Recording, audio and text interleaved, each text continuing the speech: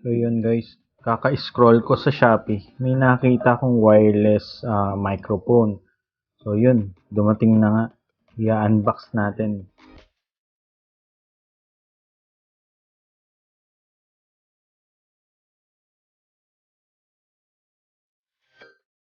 Nung binuksan ko, may nakita kagad akong parang maliit na lalagyan. Parang hard case siya. Pwede natin siyang gamitin pang lalagyan para pag nagta-travel tayo, hindi siya madadamage or masisira kasi naiipit. So ito yung mic. Meron siyang foam. At ito yung receiver. So audio receiver siya.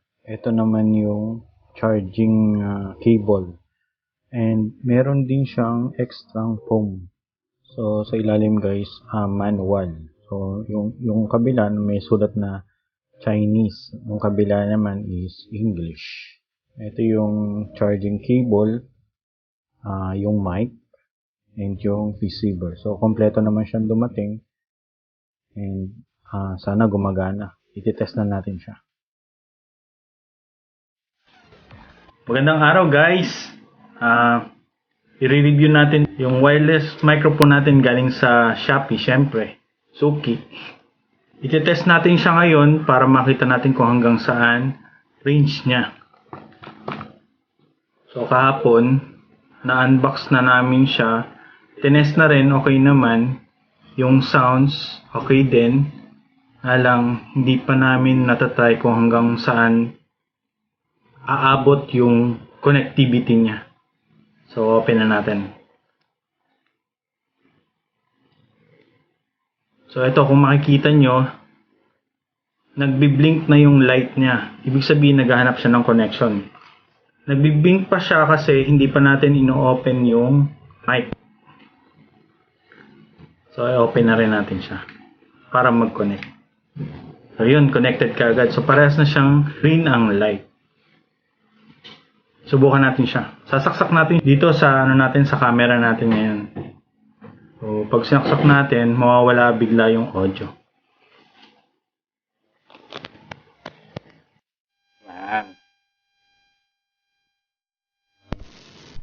Yun.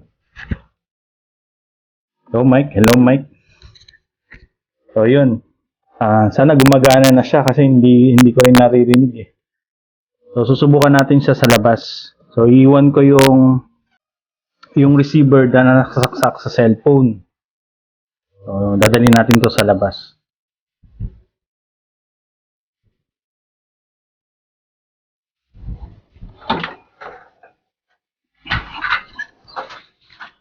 So yun guys, palabas na tayo ng gate. Ang gate natin na maingay.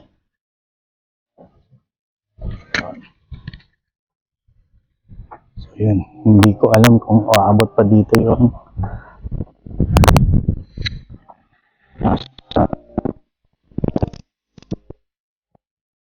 siguro dito.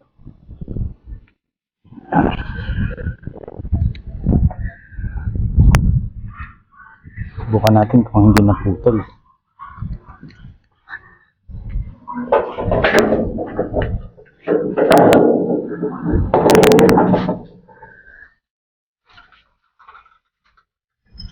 Yan. Sana hindi naputol.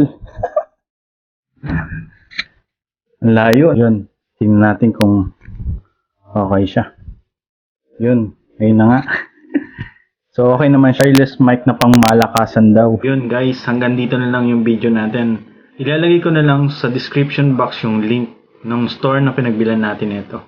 So kung i-opalan natin siya, same lang ng pag-open natin. So long press lang natin siya. Yan. So mawala na yung green. Same lang nito. So yung pag in-off natin yung isa, automatic. Yung isa naman, yung receiver, nagbi-blink siya. So i-off na rin natin. So parehas nga pala siya tina-charge guys. Meron kasi nito, yung iba, yung receiver, yung cellphone na yung nagcha-charge. So ito, parehas siyang may port. May charging port. Ayan, so makikita nyo. Meron. So i-off na rin natin siya. Okay.